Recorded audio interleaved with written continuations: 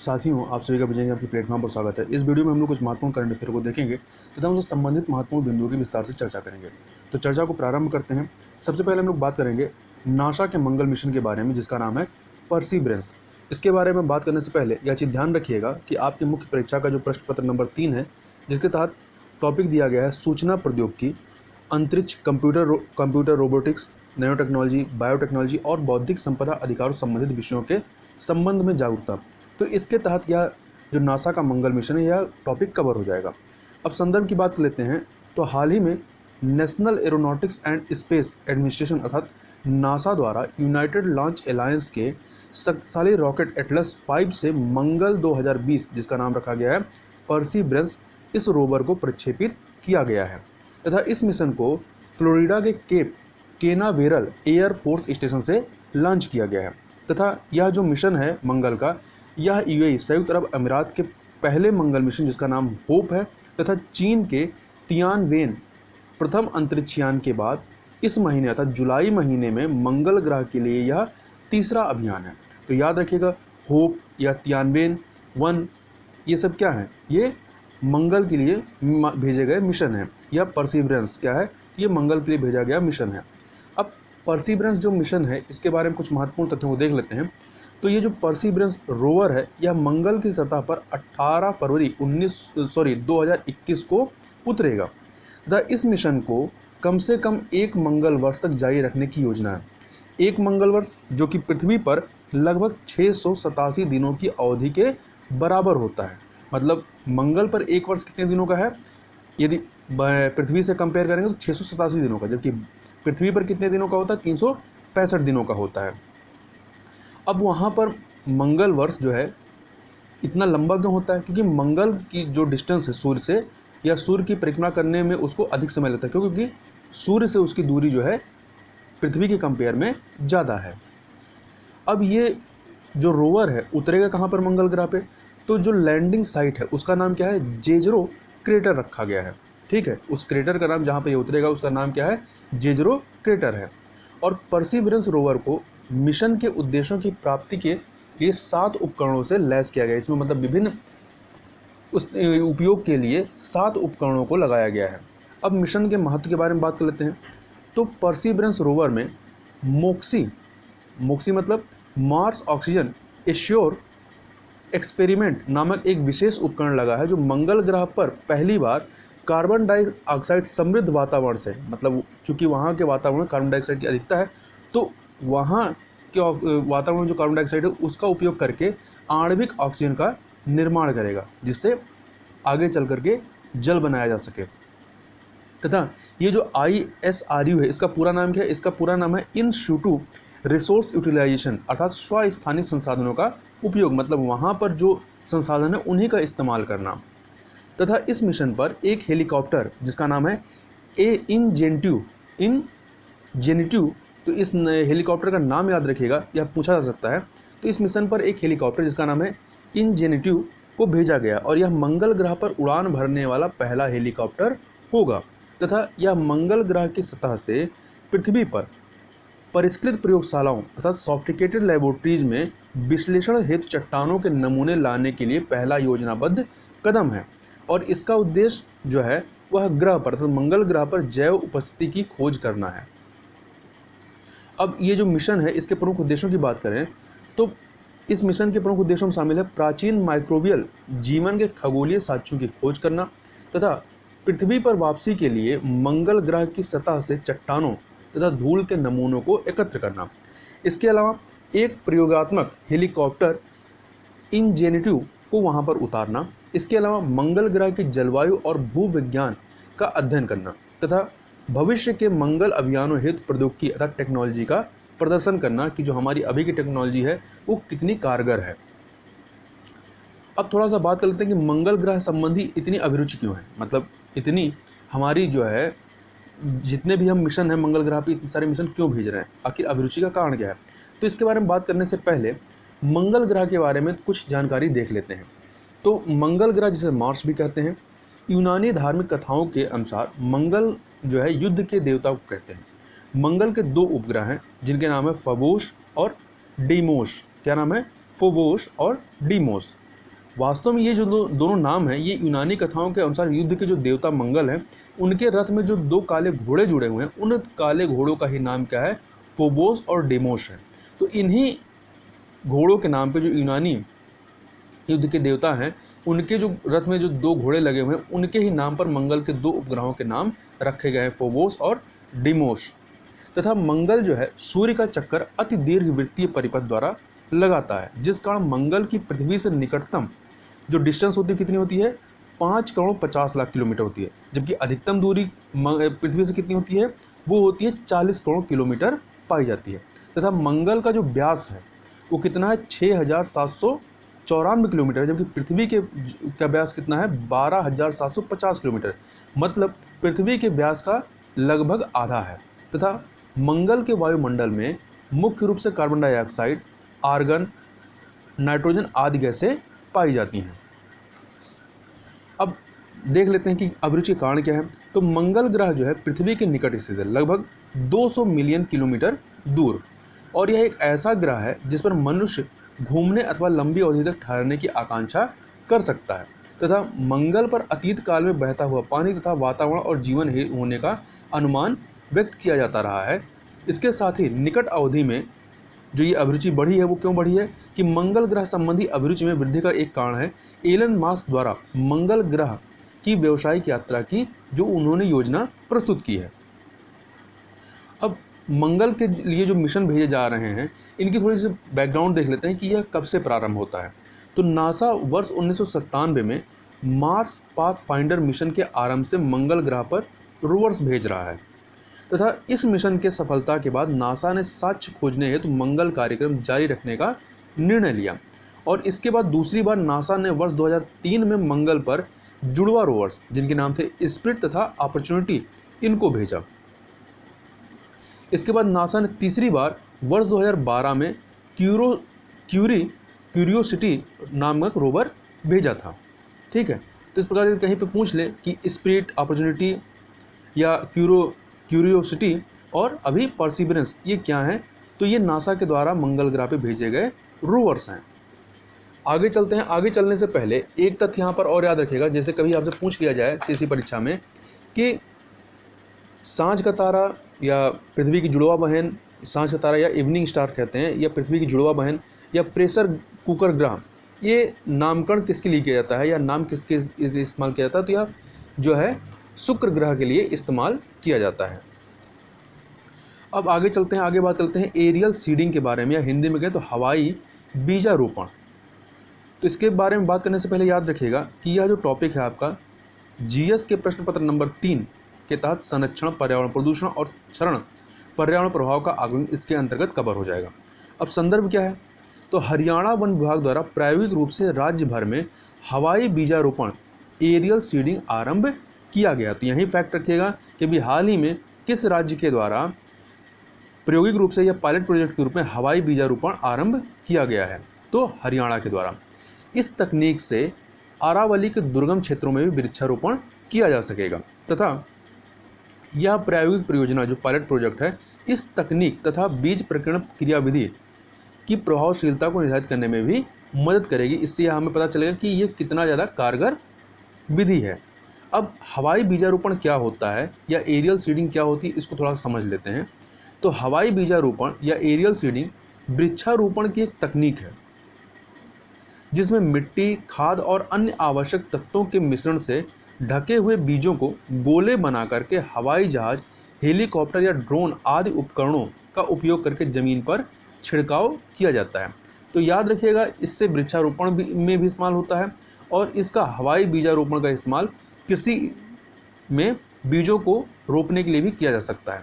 अब इस तकनीक की जो क्रियाविधि है या मैकेनिज्म जो है, उसको थोड़ा समझ लेते हैं। तो इसके तहत नीची उड़ान भरने वाले जो ड्रोन होते हैं अथवा अन्य हवाई उपकरणों द्वारा बीजों के गोलों को एक लक्षित क्षेत्र में बिखेरा जाता है, और ये बीज के गोलों पर मिट्टी, खाद और अन्य आवश्यक तत्वों के मिश्रण का लेप चढ़ा रहता है, जिससे बीज जो है हवा में उड़ने की बजाय भूमि पर निर्धारित क्षेत्र में गिर जाते हैं। और इन बीजों के गोलों से पर्याप्त वर्षा होने पर अंकुर निकल आएंगे तथा इनमें पहले से मौजूद जो पोषक तत्व होते हैं वो शुरुआती विकास में सहायता प्रदान करेंगे। अब इसका लाभ क्या है इस टेक्नोलॉजी का?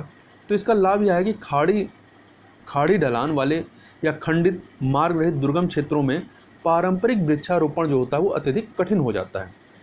इन क्षेत्रों में एरियल सीडिंग की सहायता से सरलतापूर्वक वृक्षारोपण किया जा सकता है। दूसरा, इस तकनीक में बीजों के अंकुरण तथा वृद्धि एक विशिष्ट प्रक्रिया से होती है कि इसमें बीजों के प्रकीर्णन अर्थात स्कैटरिंग के पश्चात ध्यान देने की आवश्यकता नहीं रह जाती। मतलब एक बार बीज गिरा दिए जाते हैं, उसके बाद उसमें और कोई ध्यान देने की जरूरत नहीं होती है। यही कारण है कि बीज के गोलों के रोपण को फेंको और भूल जाओ तरीके के रूप में जाना जाता है। और इस तकनीक में मिट्टी में जुताई और खुदाई की आवश्यकता समाप्त हो जाती है, क्योंकि इसमें बीजों पर पहले से ही मिट्टी, खाद तथा पोषक तत्वों और सूक्ष्म जीवों का लेप लगा दिया जाता है। इसके अलावा बीजों के ऊपर मिट्टी तथा अन्य तत्वों का लेप होने से इन्हें पक्षियों, चींटियों और चूहों से भी बचाया जाता है। मतलब इससे भी इनको नुकसान होने का खतरा कम हो जाता है। आगे चलते हैं, आगे बात करते हैं एम आई क्रेस्ट के बारे में। तो देख लेते हैं यहाँ क्या है। तो हाल ही में नीति आयोग के अटल नवाचार मिशन, जिसको शॉर्ट में लोग एम कहते हैं, इसके द्वारा एक मजबूत पारिस्थितिकी तंत्र के लिए एक इनक्यूबेटर क्षमता वृद्धि कार्यक्रम का आरंभ किया गया है और इसका उद्देश्य उच्च प्रदर्शन वाले स्टार्टअप्स का निर्माण करना है। और इस कार्यक्रम को अटल इनोवेशन मिशन द्वारा bill and Melinda Gates foundation और बाधवानी फाउंडेशन के सहयोग से शुरू किया गया है तथा इस पहल के तहत अटल नवाचार मिशन के इनक्यूबेटरों को अपग्रेड करने के लायक बनाया गया है और इनक्यूबेटर उद्यम अर्थव्यवस्था को बढ़ावा देने के लिए अपेक्षित मदद प्रदान की गई है तथा इसे प्रौद्योगिकी संचालित प्रक्रियाओं और विभिन्न मंचों के माध्यम से उद्यमियों को प्रशिक्षण प्रदान करके पूरा किया जाएगा। आगे चलते हैं, आगे बात करते हैं इंडेक्स ऑफ कैंसर प्रिपेयर्डनेस, यह जो एक रिपोर्ट आई है इसके बारे में। तो इकोनॉमिस्ट इंटेलिजेंस यूनिट EIU की रिपोर्ट है cancer preparedness in Asia Pacific, सार्वभौमिक कैंसर नियंत्रण के लिए प्रगति, या इंग्लिश में कहें तो cancer preparedness in Asia Pacific progress towards universal cancer control. इसमें इंडेक्स ऑफ कैंसर प्रिपेयर्डनेस से प्राप्त निष्कर्षों की जांच की गई है। EIU की इस रिपोर्ट के अनुसार, अर्थात इकोनॉमिस्ट इंटेलिजेंस यूनिट की रिपोर्ट के अनुसार, यह इंडेक्स 10 एशिया प्रशांत देशों, 10 एशिया प्रशांत देश कौन से हैं?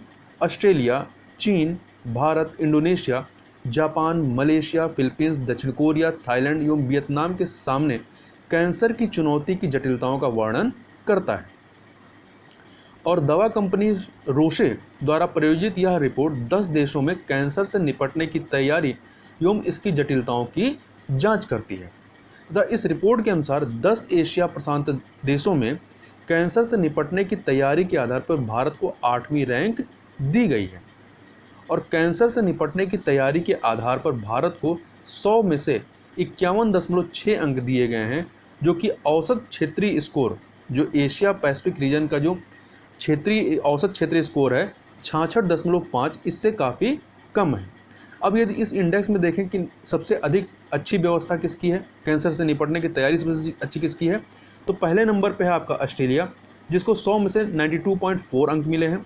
दूसरे पे है दक्षिण कोरिया, जिसको 100 में से 83.4 मिले हैं और तीसरे पे है मलेशिया, 80.3 मिले हैं। तो इस प्रकार से पहले पे ऑस्ट्रेलिया, दूसरे पे दक्षिण कोरिया, तीसरे पे मलेशिया और भारत 8वें पर है। और भारत से नीचे 2 देश कौन से हैं? 9वें पे वियतनाम है और 10वें पे फिलीपींस है।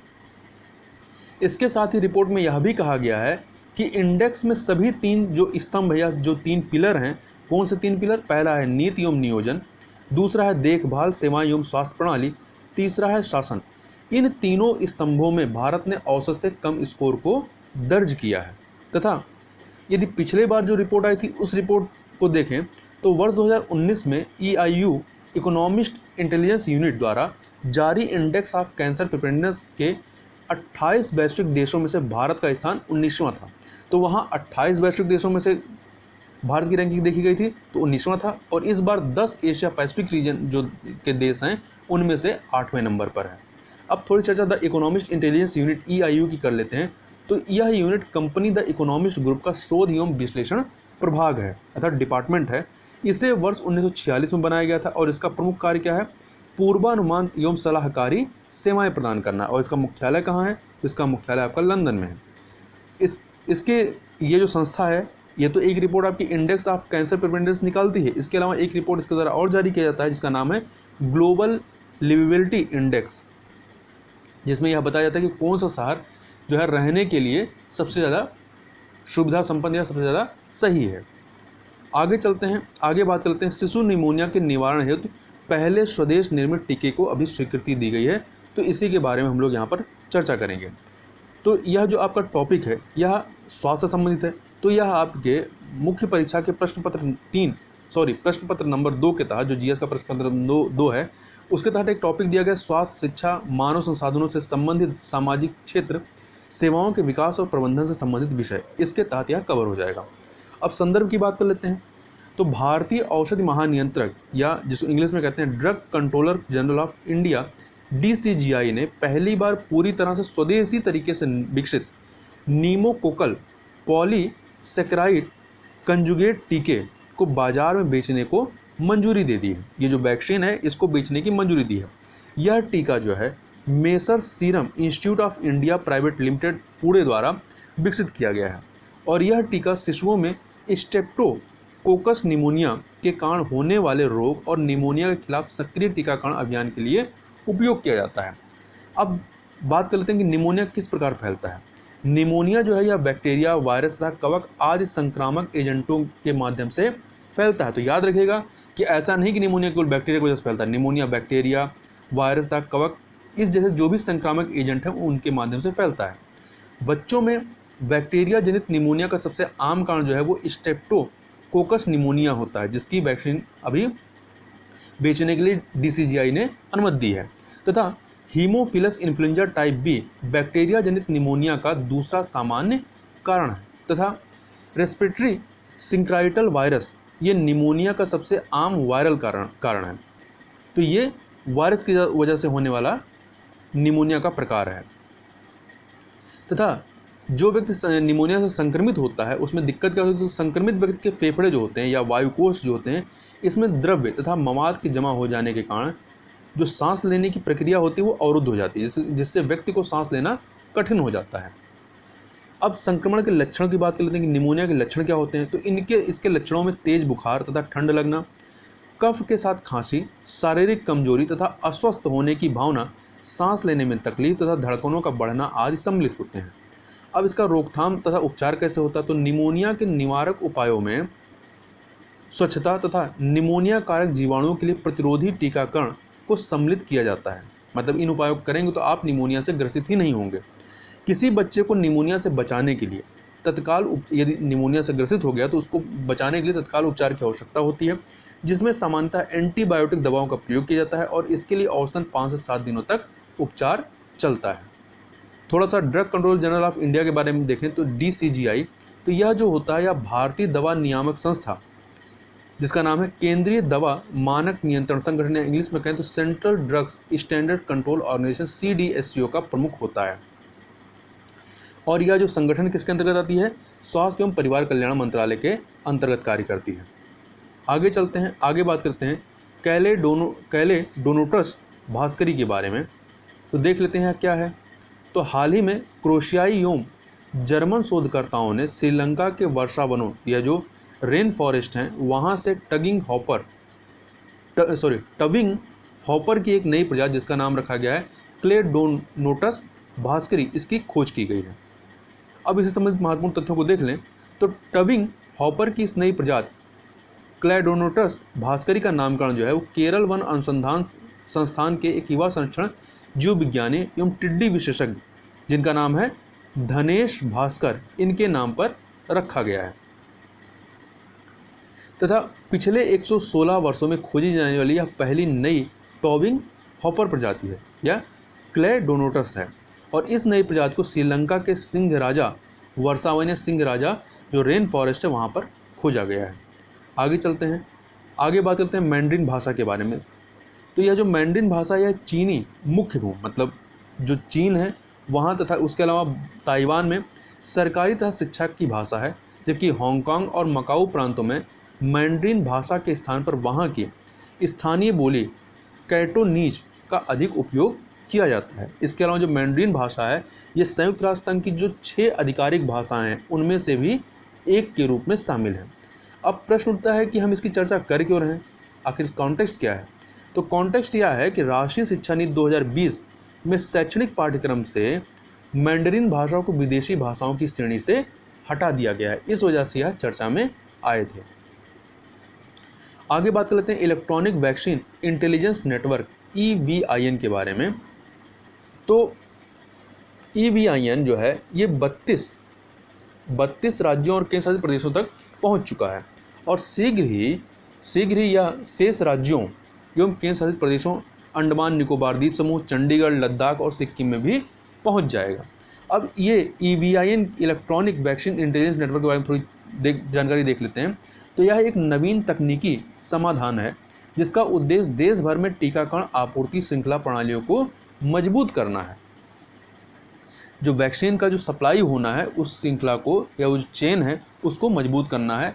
इसका कार्यान्वयन केंद्रीय स्वास्थ्य एवं परिवार कल्याण मंत्रालय द्वारा राष्ट्रीय स्वास्थ्य mission national health mission NHM के तहत किया जा रहा है तथा EVIN electronics vaccine intelligence network का लक्ष्य देश भर के सभी कोल्ड चेन पॉइंट्स पर वैक्सीन के भंडार तथा बाजार में उपलब्धता एवं भंडारण तापमान पर रियल टाइम जानकारी देना है। अब थोड़ी चर्चा हम लोग राष्ट्रीय स्वास्थ्य मिशन के बारे में कर लेते हैं। तो इसकी शुरुआत, इसका जो प्रारंभ होता है कब से होता है, वर्ष 2013 से होता है और वर्ष 2018 में राष्ट्रीय स्वास्थ्य मिशन को मार्च 2020 तक जारी रखने का निर्णय लिया गया। पहले 5 वर्षों तक के लिए इसको प्रारंभ किया गया था, 2018 में समाप्त होता, 2018 में इसको मार्च 2020 तक जारी रखने का निर्णय लिया गया। राष्ट्रीय स्वास्थ्य मिशन में 4 घटक शामिल हैं। कौन से? पहला है राष्ट्रीय ग्रामीण स्वास्थ्य मिशन, दूसरा है राष्ट्रीय शहरी स्वास्थ्य मिशन, तीसरा है तृतीयक देखभाल कार्यक्रम और चौथा है स्वास्थ्य तथा चिकित्सा शिक्षा के लिए मानव संसाधन। आगे चलते हैं, आगे बात करते हैं बाराकाह परमाणु ऊर्जा संयंत्र के बारे में या बाराकाह न्यूक्लियर एनर्जी प्लांट के बारे में। तो संयुक्त अरब अमीरात ने बाराकाह परमाणु ऊर्जा संयंत्र में 4 रिएक्टरों में से पहले रिएक्टर का संचालन शुरू किया है। तो याद रखिएगा, पूछा जाए कि बाराकाह परमाणु ऊर्जा संयंत्र जो अभी हाल ही में चर्चा में था यह किस देश का है, तो यह संयुक्त अरब अमीरात का है और इसके साथ ही यह अरब जगत का, मतलब जो अरेबियन कंट्री हैं वहाँ का यह पहला परमाणु ऊर्जा संयंत्र है जो संयुक्त अरब अमीरात के आबू धाबी के अल धफरा क्षेत्र में स्थित है। तथा इसके अलावा बाराकाह जो शब्द है इसका अरबी मतलब जो होता है आशीर्वाद होता है और बाराकाह को कोरिया इलेक्ट्रिक पावर कॉरपोरेशन के नेतृत्व में एक कंसोर्टियम द्वारा बनाया गया है। अब जो संयुक्त अरब अमीरात है इसको थोड़ा सा मैप में भी देख लेते हैं इसकी अवस्थित को। तो ये आपका मैप है, इस मैप में आप देख सकते हैं यहाँ पर ये आपका यूएई संयुक्त अरब अमीरात है, ठीक है। ये आपका पर्शियन गल्फ है, ठीक, ये आपका अरबियन सागर है, अरब सागर है और यहाँ पे पर्शियन गल्फ है, यहाँ पे गल्फ ऑफ ओमान है और यहीं पर आपका स्टेट ऑफ हार्मुज है, ठीक है, स्टेट ऑफ हार्मुज है। और यूएई के पड़ोसी देश कौन से हैं, तो सऊदी अरब है और इधर आपका ओमान है, ठीक है। तो 2 देशों से सीमा साझा होती है, किससे किससे, सऊदी अरब और ओमान से साझा होती है। इसके अलावा यह भी ध्यान रखिएगा कि जो गल्फ काउंसिल है, गल्फ काउंसिल में यूएई शामिल है। तो ये पर्शियन गल्फ से लगते हुए सारे देश केवल ईरान और इराक को छोड़ करके सब जो हैं आपके गल्फ काउंसिल में शामिल हैं, ठीक है। तो याद रखिएगा गल्फ काउंसिल में ईरान और इराक नहीं शामिल है। इसके अलावा यहीं पर आप देखेंगे तो यहीं पर आपका गल्फ ऑफ अदन है, ये गल्फ ऑफ अदन है और यहीं पर आप देखेंगे एक स्टेट है जिसका नाम है स्टेट बॉब अल मंदेब। तो ये स्टेट पूछा जाता है कई बार किसके मध्य में है, तो जो स्टेट ऑफ बॉब अल मंदेब है ये रेड सी और गल्फ ऑफ अदन को जोड़ने का कार्य करती है, ठीक है, इसको जोड़ने का कार्य करती है। और एक तरीके से देखा जाए तो ये जो अरेबियन वाला हिस्सा है, अरेबियन कंट्री वाला जो हिस्सा है, इसको अफ्रीकन वाले पोर्शन से अलग करने का कार्य करती है, ठीक है। और जबकि जो आपका स्टेट ऑफ हार्मुज है वो पर्शियन गल्फ और गल्फ ऑफ ओमान को जोड़ने का कार्य करती है। अब आगे चलते हैं, आगे कुछ व्यक्ति हैं जो अभी चर्चा में आए थे उनको देख लेते हैं। इसमें पहला नाम आता है जॉन ह्यूम का। तो जॉन ह्यूम जो है ये उत्तरी आयरलैंड में हिंसा समाप्त करने वाले समझौते के सूत्रधार तथा नोबेल शांति पुरस्कार विजेता दूरदर्शी राजनीतिक जॉन ह्यूम का 83 वर्ष की आयु में अभी हाल ही में निधन हो गया। इस वजह से इनका नाम चर्चा में आया था। तो याद रखिएगा जॉन ह्यूम के बारे में। इन्हें उत्तरी आयरलैंड के 1998 के शांति समझौते के प्रमुख वास्तुकार के रूप में या शिल्पी के रूप में जाना जाता है। अगला नाम है इब्राहिम अलकाजी। इब्राहिम अलकाजी ये रंगमंच के दिग्गज कलाकार और एक महान शिक्षक के रूप में प्रसिद्ध इब्राहिम अलकाजी का 94 वर्ष की उम्र में निधन हो गया है। तो याद रखिएगा इब्राहिम अलकाजी किससे संबंधित रहे तथा भारत में रंगमंच के क्षेत्र में क्रांति का जो श्रेय है वो इब्राहिम अलकाजी को ही दिया जाता है। और राष्ट्रीय नाट्य विद्यालय national school of drama NSD के ये निदेशक के रूप में 1962 से लेकर 1977 तक 77 तक इन्होंने कार्य किया, अर्थात 15 वर्षों तक इन्होंने कार्य किया। 37 वर्ष की उम्र में ये इसके निदेशक बने थे और ये NSD के अभी तक के इतिहास में सबसे अधिक या सबसे लंबा कार्यकाल इन्हीं का रहा है। आगे देख लेते हैं, एक नाम है शिवाजीराव पाटिल निलंगेकर का। तो ये कांग्रेस के वरिष्ठ नेता और महाराष्ट्र के पूर्व मुख्यमंत्री शिवाजीराव पाटिल निलंगेकर का 88 वर्ष की उम्र में अभी हाल ही में निधन हो गया है। इस वजह से इनका नाम चर्चा में आया था। तो इस प्रकार से यहाँ पर हम लोगों ने कुछ महत्वपूर्ण करंट अफेयर को देखा। तो इस वीडियो में बस इतना ही। मिलते हैं नेक्स्ट वीडियो में, तब तक के लिए बहुत बहुत धन्यवाद।